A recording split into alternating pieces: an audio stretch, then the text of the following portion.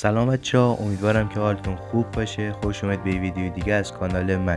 تو این ویدیو قرار آموزش لینک سوم پابجی موبایل رو بهتون بگم که مشکل خیلی از پلیراست که میخوان اکانت پابجی موبایلشون لینک سوم داشته باشه. فقط قبل از اینکه بریم سراغ ویدیو، اگه کانال من رو سابسکرایب نکردید، اگه از این سبک محتوا خوشتون میاد، کانال من رو حتما سابسکرایب کنید و زنگوله بغلش رو هم فعال کنید.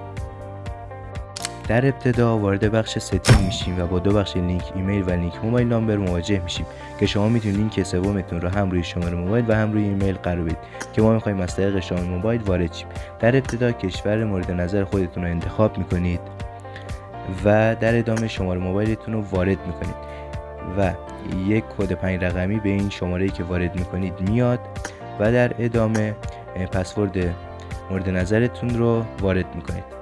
این کار از اهمیت بالایی برای اکانتتون برخوردار هستش. خیلی ممنونم که این ویدیو رو تا آخر تماشا کردید و تا ویدیو بعدی شما رو به خدای بزرگ و متعال میسپارم. خدا نگهدار.